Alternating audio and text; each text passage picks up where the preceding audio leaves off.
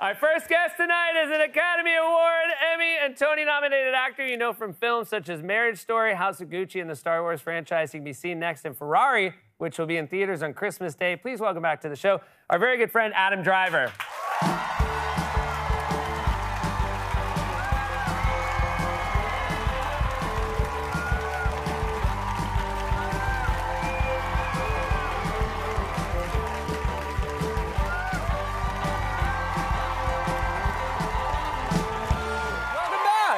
Thank you. Thanks for having me. You know, I was first introduced to you on the show Girls, and you were so funny in that show. And now you're in so many wonderful dramas. It is such a joy for me to see you become one of our most accomplished recent SNL hosts. It is just a joy. Very much. I feel like that we get to see that side of you. Yeah. And you just hosted for the fourth time. Have you learned things between each time? Do you feel more comfortable? Yeah, I feel more comfortable. You kind of learn when to freak out, which the first 2 days, you know, it's kind of a wash. Yeah. You know, they're very ritual and, you know, but then by Wednesday, you know, to kind of get nervous. Yeah, that's good. Yeah, Yeah, you do want to save your sort of reserves of nerves. If you waste them the first 2 days, then you like have a very unearned Zen state on Saturday, which is bad. But it does just kind of go whether or not you are trying to stop it or not. It's gonna happen. Yeah. And you can't control it, so you just kind of have to roll with it. You know. I know from having worked there, nothing is better than when a host comes and shares one extra skill. I loved your monologue this time when you played the piano. Thank you. Thanks. And were they? I would imagine they were very receptive and happy when you said you wanted to do that for the monologue. Yeah. They liked the idea. The two writers that they hooked me, I can't remember their names now, but they were great. And by the way, I saw them. Going terrible. I saw them just before the show, and I said you were on, and they said they didn't remember you either. Right. I remember Wally. Oh, everybody remembers Wally. It was really great. The movie as well, Ferrari, is wonderful. And the last time you were here, we were talking about, I think you were maybe just about to shoot or just finished, the great Michael Mann is the director. Did you have a favorite Michael Mann film before you started working on this? Hard to say. Heat and The Insider are probably my two favorites, and it kind of varies, you know, month to month. Insider, Heat, but probably Heat has been the most influential.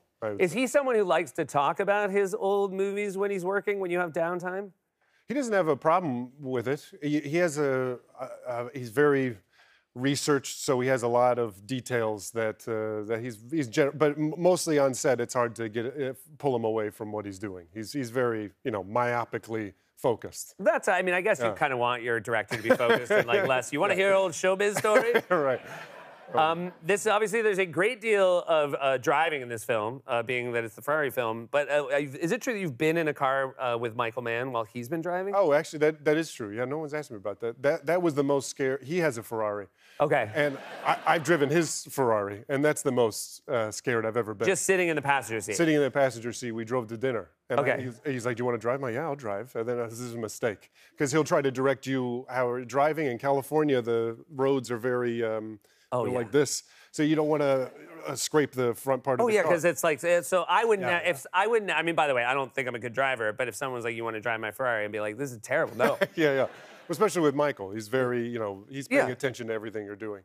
Is he the kind of person that like, is he a talker in the car? No, he's just focused on how you're driving his car. Badly. That sounds like a disaster. It was not a good idea. Yeah. It was awful. And we had raced up until that point, like cars going fast. Yeah. These Radicals and these Mazda Miatas, which are already a tight for me. Yeah. To be on. Even the Mazda Miatas, my foot went numb at a certain point because it's so small, so I couldn't feel the shift, you know, so I'm like, I got to get off the track. But that didn't bother me as much as riding riding with Michael in the passenger seat of his Ferrari. I wonder, like, at the Miata dealership when someone as tall as you walks in, if they're like, should we tell him? No, like, this isn't for you. Yeah. Like, don't take it personally, but you should go elsewhere.